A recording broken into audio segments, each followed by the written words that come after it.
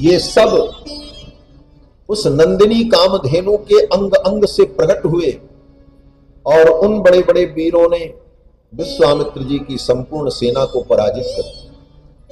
तब विश्वामित्र जी ने कहा, युद्ध बंद कर दिया। विश्वामित्र जी ने कहा, आज मुझे पता चल गया, धिग्बलम क्षत्रिय बलम ब्रह्म तेजो बलम बलम।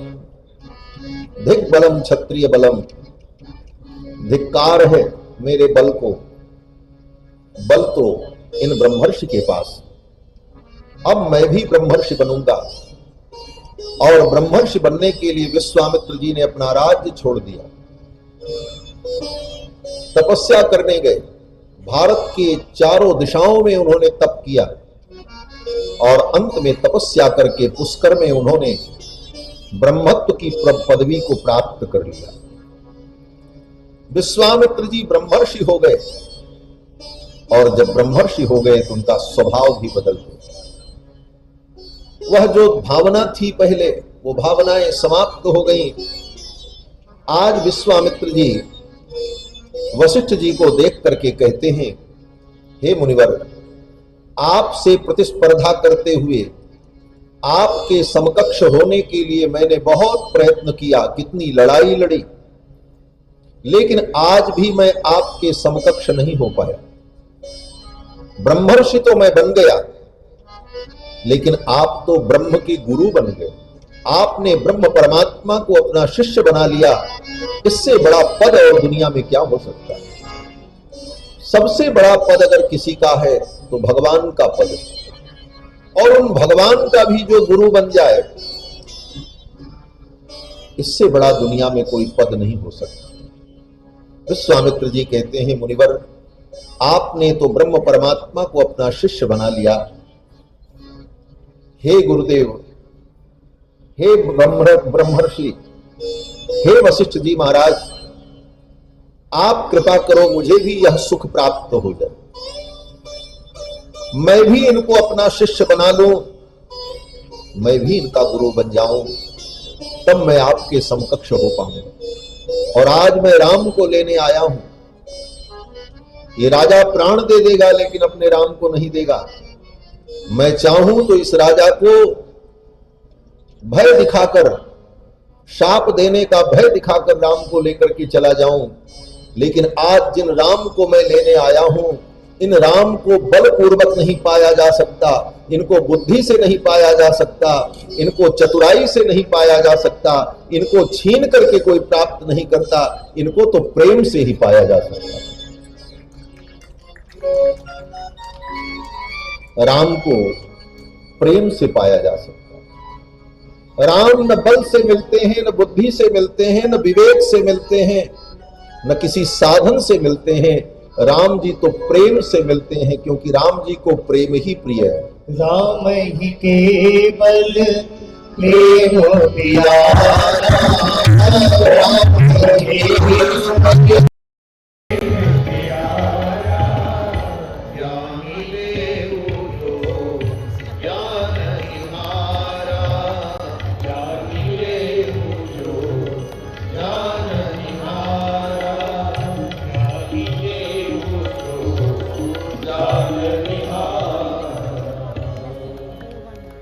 गोस्वामी तुलसीदास जी महाराज कहते हैं, राम ही प्यारा, राम जी को केवल प्रेम प्रिय। राम जी प्रेम से ही मिलते।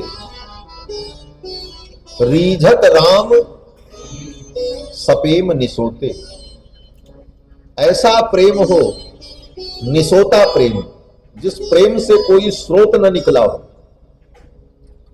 स्रोत माने धारा। जैसे गंगा की धारा गंगोत्री से चलती है, लेकिन उस गंगा की धारा से बड़ी बड़ी 10 नहरें निकाल दी जाएं, बड़ी बड़ी 10 नहर निकाल दो तो क्या होगा? सब पानी जो है उस नहर में चला जाएगा, मूल गंगा की धारा सूख जाएगी। उस गंगा से 10 स्रोत अगर निकाल दिए जाएं तो गंगा की मूल धारा सूख जाएगी और वो धारा समुद्र तक नहीं पहुंच पाएगी। उसी प्रकार हमारे जीवन में जो प्रेम की गंगा है, ये राम रूपी समुद्र तक पहुंचे तो इसमें जो स्रोत हैं उन स्रोतों को बंद करना पड़ता है। रीझत राम सपेम निसोते।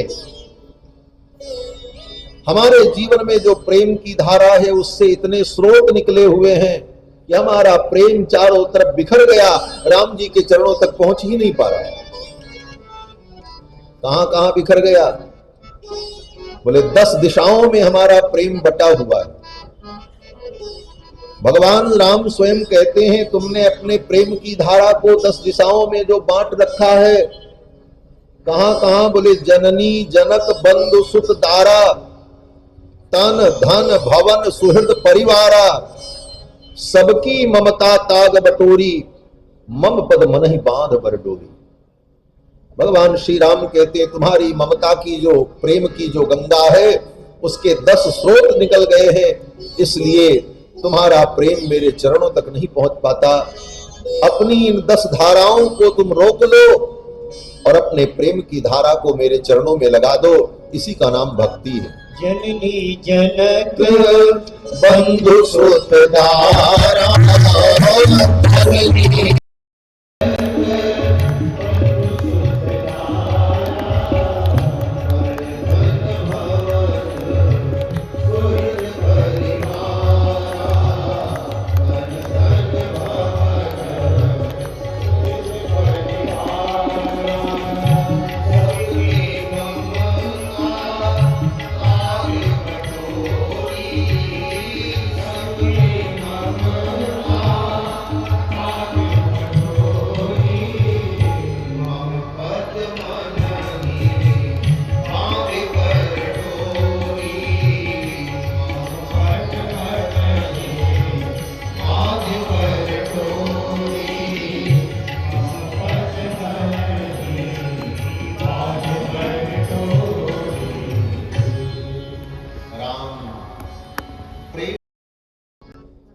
इसीलिए नारद भक्ति सूत्र में नारद जी महाराज भी कहते हैं, प्रेमैव कार्यम प्रेमैव कार्यम प्रेमैव कार्यम। कल की कथा में मैंने निवेदन किया था, प्रेम का नाम ही भक्ति।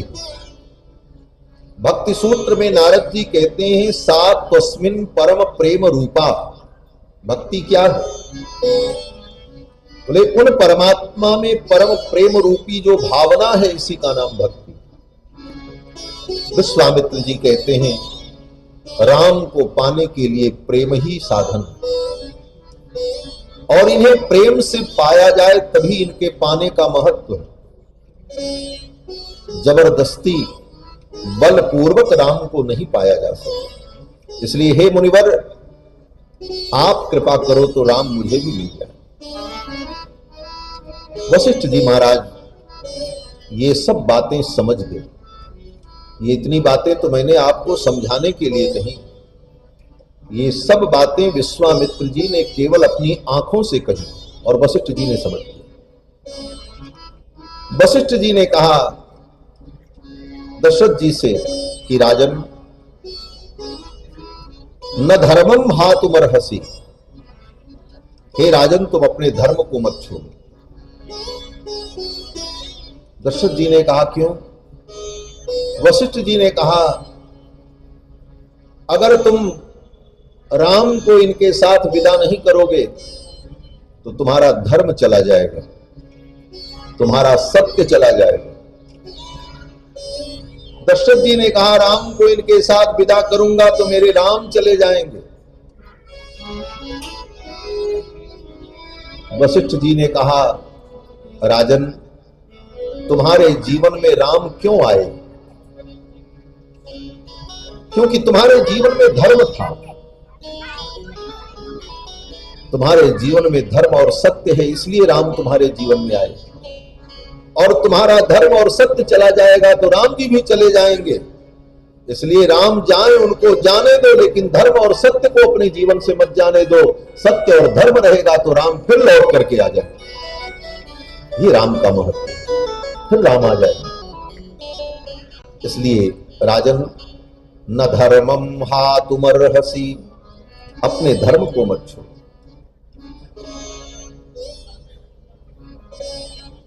दशरथ जी महाराज ने कहा, मैं तो अपने राम के विवाह की चिंता कर रहा था और बीच में ये सब बातें कहां से आ गईं, अब मैं क्या करूं।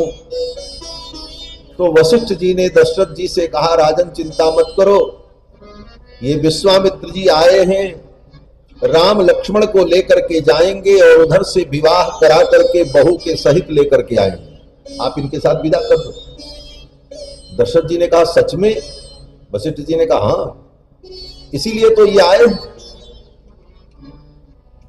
राम को लेकर के जाएंगे, विवाह करा करके बहू के सहित लेकर के आएंगे। दशरथ जी ने कहा, अगर ऐसी बात है तब तो मैं तुरंत विदा कर देता हूं। अभी तक दशरथ जी महाराज अपने राम को देने को तैयार नहीं थे, लेकिन जब ये पता चला कि विश्वामित्र जी ले जाएंगे और विवाह करा करके बहू के सहित लेकर के आएंगे, तब तो दशरथ जी महाराज अपने राम को देने को तैयार हो गए। कोई व्यक्ति अपना मूल धन किसी को नहीं देता है, लेकिन अगर उसे लालच मिल जाए कि तुम अपना मूल धन इतने दिनों के लिए मुझे दे दो, तो इतने % ब्याज लगा करके मैं लौटाऊंगा मूलधन, तो व्यक्ति कहता हाँ तब ले जाओ, तब दे देता। विश्वामित्र जी ने कहा, अपने मूलधन राम को मुझे दे दो और ब्याज के सहित बहू के सहित मैं ला करके आपके पास उपस्थित कर दूंगा। दशरथ जी महाराज बड़े प्रसन्न हुए और अपने दोनों कुमारों को बुलाया और विश्वामित्र जी को सौंप दिया। सौंपे भूप ऋषि सुत, सौंपे भूप ऋषि सुत,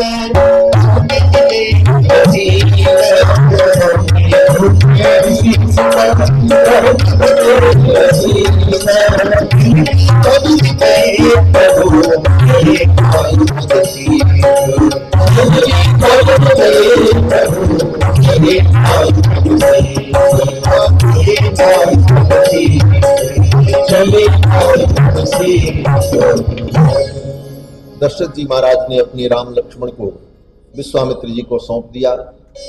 विश्वामित्र जी ने कहा, राम जाओ, अपनी माताओं को प्रणाम करके आओ और चलो। फिर तो राम जी गए, जाकर के माताओं को प्रणाम किया।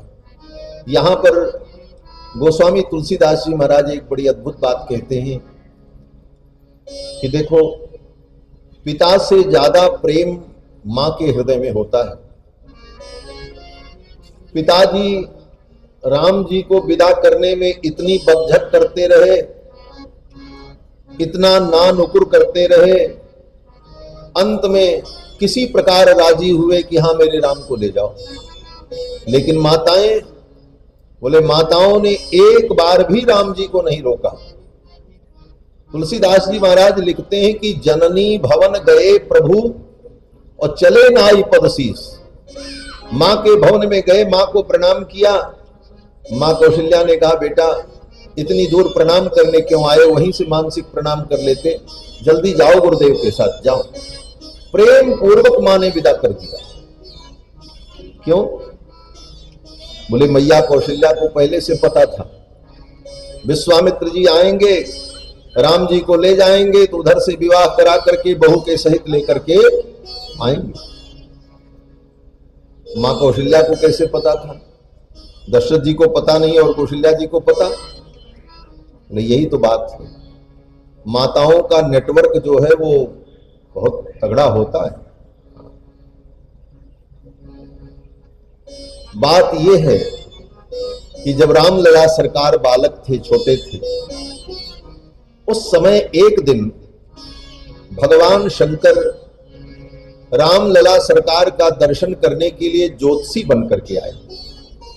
भगवान शंकर कभी ज्योतिषी बन करके, कभी मदारी बन करके, कभी जोगी बन करके, किसी किसी रूप में आ करके राम जी की बाल लीलाओं का अयोध्या में दर्शन करते थे। गोस्वामी तुलसीदास जी महाराज ने गीतावली रामायण में इस विषय का वर्णन किया है कि एक दिन भगवान शंकर ने विचार किया, आज ज्योतिषी बन करके चलते हैं, क्योंकि महल के अंदर सबका प्रवेश नहीं था। तो शंकर जी ने जुक्ति लगाई और शंकर जी ने कहा ज्योतिषी बन करके चलेंगे, सबका हाथ देख करके, कुंडली देख करके भविष्य बताएंगे तो चारों तरफ चर्चा तो होगी। जब चर्चा होगी तो चर्चा महल में भी जाएगी। तो महल में अगर चर्चा गई तो निश्चित रूप से महारानी अपने सेवकों को भेज करके मुझे महल में बुलाएंगी और महल में जाने का मौका मिला तो इस बहाने रामलला सरकार का दर्शन हो जाएगा। ये सोचकर भगवान शंकर ज्योतिषी का रूप धारण करके अयोध्या में आए। अवध आज आगम एक आयो, बूढ़ो बड़ो प्रमाणिक ब्राह्मण, वृद्ध ब्राह्मण का वेश धारण करके आए भोलेनाथ। बूढ़ो बड़ो प्रमाणिक ब्राह्मण, शंकर नाम सुहायो। और नाम क्या बोले? शंकर। शंकर तो नाम ही है उनका, भोलेनाथ का। अब अयोध्या की गलियों में घूम घूम करके लोगों का हाथ देखते, और भगवान शंकर किसी का हाथ देखें तो क्या बताना है महाराज, भूत भविष्य वर्तमान सब बता दें। करतल निरखि कहत सब गुणगन बहुतन परिचय पायो। जिसका हाथ देखते भूत भविष्य वर्तमान सब बता देते। अयोध्या की गलियों में हल्ला मच गया कि एक ज्योतिषी आए, बड़े अद्भुत हैं, सब कुछ बता देते हैं। और ये सूचना महल के अंदर तक पहुंच गई। मां कौशल्या को जब पता चला तो मां कौशल्या ने अपनी दासियों को भेजा, कहा जाओ ऐसे ऐसे ज्योतिषी कोई अयोध्या में आए हैं, गलियों में घूम रहे हैं, जहां कहीं मिल जाए उनको आदर पूर्वक महल के अंदर लेकर के आओ। अवध आज आगमी एक आयो, अवध आगमी एक आयो, करतल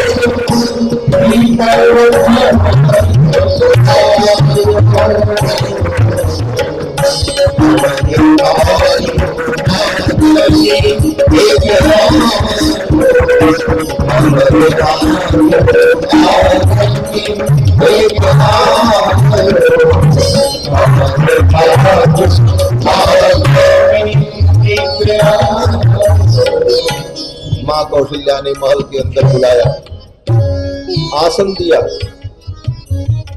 चरण धोया, माला पहनाई, वस्त्र ओढ़ाया, विविध भांत भोजन कराया। और जब ज्योतिषी जी की पूजा संपन्न हो गई तब मां कौशल्या ने अपने रामलला सरकार को गोद में लेकर ज्योतिषी जी के सामने बैठ गई और मां कौशल्या ने कहा, महाराज मेरे बालक का भविष्य आप बताओ। भगवान शंकर ने कहा, पहले इस बालक को मेरी गोद में दे दो तब मैं भविष्य बताऊं। मैया ने अपने लाला को भोले बाबा के गोद में दे दिया। ज्यों ही रामलला सरकार को भगवान शंकर ने अपनी गोद में लिया रोम रोम हर्षित हो गए। परब्रह्म परमात्मा को बाल रूप में अपनी गोद में लेकर भगवान शंकर मगन हो गए। अपने आप को ही कुछ देर के लिए मानो भूल गए। फिर थोड़ी देर बाद सावधान हुए। भगवान भोलेनाथ ने कहा, मैया तू अपने लाला के विषय में क्या जानना चाहती, वो मैं बताऊं।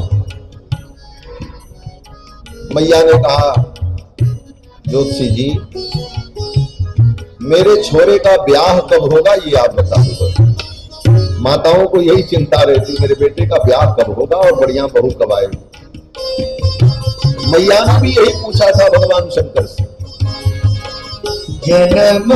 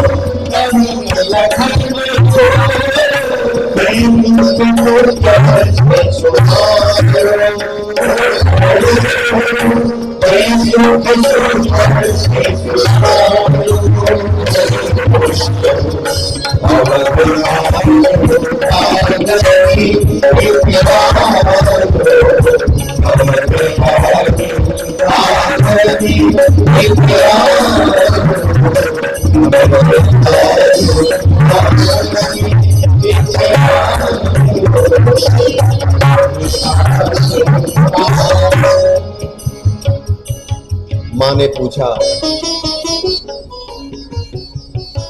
भगवान शंकर ने कहा, देवी जब ये 12 वर्ष के हो जाएंगे तो विश्वामित्र नाम के एक महात्मा आएंगे और वो अपने यज्ञ की रक्षा के लिए इनको लेकर के जाएंगे और फिर उधर से विवाह करा करके बहू के सहित लेकर के आएंगे। जन्म प्रसंग कहो कौशिक मिस सीय स्वयंवर गायो। और जनकपुर में सीता जी का स्वयंवर होगा, उसी स्वयंवर में इनका विवाह होगा। ये सब भगवान शंकर ने मां कौशल्या को उसी समय बता दिया जब रामलला सरकार छोटे से थे, बालक। इसलिए माताओं को मालूम था। राम जी जब प्रणाम करने गए तो मां कौशल्या ने कहा, हाँ जाओ जल्दी जाओ, विदा कर दिया। और दोनों भाई राम लक्ष्मण विश्वामित्र जी के साथ चल पड़े। विश्वामित्र जी को लगा मुझे सबसे बड़ी निधि प्राप्त हो गई। विश्वामित्र जी को यही अनुभव हुआ कि दुनिया की सबसे बड़ी निधि हमको आज मिल गई। श्याम गौरी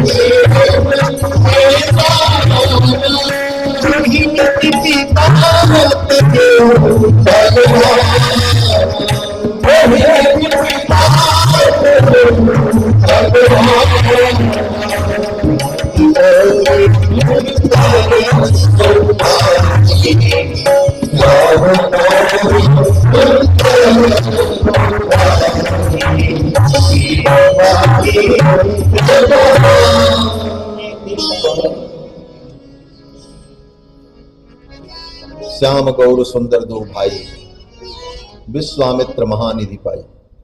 विश्वामित्र जी को लगा मुझे महानिधि मिल गई और विश्वामित्र जी ने कहा, राम अब चलो। राम जी ने कहा, चलिए। अब विश्वामित्र जी चल पड़े। राम लक्ष्मण दोनों भाई उनके पीछे पीछे चल रहे। अयोध्या से जब निकले तो पूर्व दिशा की ओर सरयू जी के दक्षिण तट पर किनारे किनारे चल रहे। वही रास्ता था विश्वामित्र जी के आश्रम में जाने का। अयोध्या से जब चले विश्वामित्र जी राम जी को लेकर, तो पहले दिन की यात्रा में 18 किलोमीटर की यात्रा हुई। तब तक सायंकाल की बेला हो गई। 1.5 योजन की यात्रा संपन्न हुई, तब तक सायंकाल की बेला हो गई, सूर्यास्त होने वाला था। विश्वामित्र जी ने सोचा रात में अब आगे चलना ठीक नहीं है, क्योंकि ये बालक हैं, इनको नींद आएगी, अंधेरा हो जाएगा, रास्ता दिखेगा नहीं। तो विश्वामित्र जी ने सोचा यहीं सरयू के तट पर आज रात्रि में विश्राम कर ले और फिर कल आगे की यात्रा में चले। अयोध्या से 18 किलोमीटर चल करके सरयू जी के तट पर विश्वामित्र जी महाराज रुक गए। विश्वामित्र जी के मन में एक भाव आया। विश्वामित्र जी ने मन में सोचा कि भगवान तो हमको मिल गए, लेकिन अभी इनसे हमारा कोई संबंध नहीं हुआ, इनको मैं अपना क्या बनाऊं। देखो, बिना संबंध के प्रेम टिकता नहीं। जब दो प्रेमियों के बीच में कोई संबंध होता है, चाहे पिता पुत्र संबंध हो, चाहे भाई भाई का संबंध हो, चाहे मित्र का संबंध हो, चाहे गुरु का संबंध हो, पति पत्नी का संबंध हो, संसार में दो व्यक्तियों के परस्पर कोई एक भावनात्मक संबंध जब होते हैं तब वह प्रेम स्थिर रहता है। इसीलिए संसार में इन संबंधों का महत्व है कि इन संबंधों के कारण ही हम एक दूसरे से बंधे रहते हैं, जुड़े रहते हैं। संबंध का मतलब ही है समान बंध। तो विश्वामित्र जी ने भी सोचा भगवान तो हमको मिल गए, लेकिन भगवान से अभी हमारा कोई संबंध नहीं बना, मैं इनको अपना क्या बनाऊं। देखो, जीवन में भगवान को भी अपना कुछ बनाओ। संसार में तो तुमने सबको अपना बनाया, किसी को बाप बनाया, किसी को बेटा बनाया, किसी को भाई बनाया, किसी को मित्र बनाया, सबसे कोई न कोई संबंध आपका रहता है।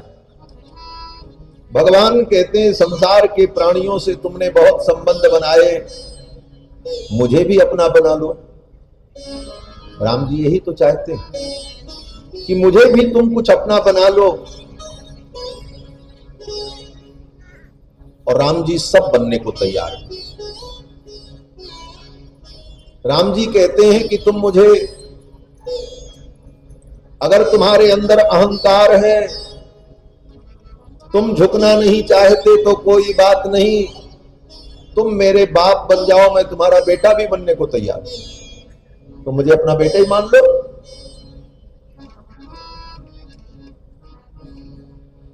कुछ भी तुम मुझे अपना बना लो। लेकिन ये मनुष्य संसार के प्राणियों को अपना कहता फिरता है, ये हमारे हैं, ये हमारे हैं, ये हमारे हैं, लेकिन भगवान को अपना नहीं कह पाता। यही जीव का दुर्भाग्य। हमारे पूज्य महाराज श्री कहते थे, भगवान से कोई संबंध जोड़ लो, और अगर जीवन भर तुम्हारा भगवान से कोई संबंध न जुड़ा तो तुमसे अच्छा तो रावण है। क्यों बोले? रावण ने कम से कम राम जी को अपना शत्रु तो बनाया, रावण का कल्याण हो। कुछ तो बनाओ राम जी को अपना। विश्वामित्र जी ने सोचा मैं इनको क्या बनाऊं अपना। विश्वामित्र जी ने सोचा ये तो पहले से ही दशरथ जी के बेटा बने हुए, तो मैं इनको अपना बेटा कैसे बनाऊं। फिर विश्वामित्र जी ने सोचा मैं इनको अपना बाप बना लूं। विश्वामित्र जी ने सोचा ये भी ठीक नहीं। बोले क्यों? बोले ये 12 साल के, ये 12 वर्ष के और हम हजारों वर्ष के वृद्ध, इनके हमारे बीच ये बाप बेटे का संबंध भी ठीक नहीं बनेगा। तब विश्वामित्र जी ने सोचा एक संबंध बहुत बढ़िया है। बोले क्या? विश्वामित्र जी ने सोचा मैं इनका गुरु बन जाऊं और इनको मैं अपना चेला बना दूं। ये संबंध सबसे बढ़िया। और ऐसे भी महात्मा लोग चेला बनाने में बहुत आगे रहते हैं। संत महात्मा यही करते हैं, कोई बढ़िया आदमी मिल जाए चेला बना लो, काम आएगा। विश्वामित्र जी ने बड़ी बुद्धिमानी की। विश्वामित्र जी ने सोचा दुनिया के संसार के प्राणियों को चेला बनाना तो झमेला है, संसार के चेले तो झमेले हो जाते हैं, राम जी को ही हम अपना चेला बना लें, राम जैसा चेला मिल जाएगा तो गुरु का भी उद्धार हो जाएगा। विश्वामित्र जी ने सोचा राम जी को मैं अपना शिष्य बना लूं।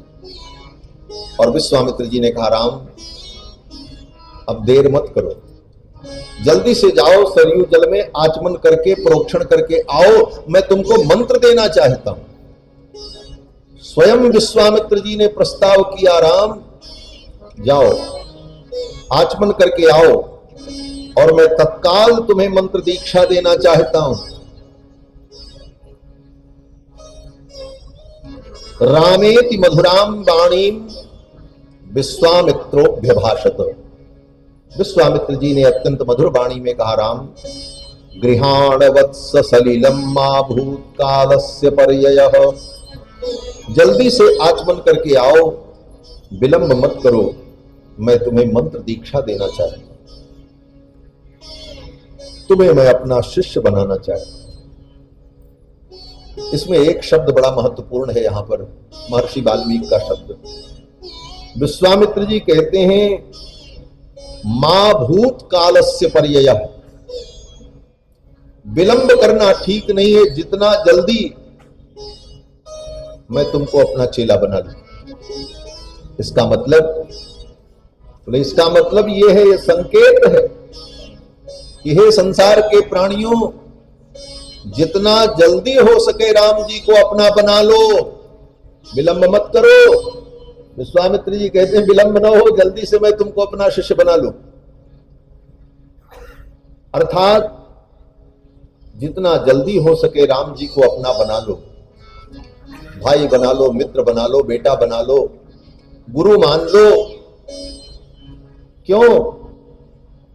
विलंब करोगे तो जीवन का कोई ठिकाना नहीं,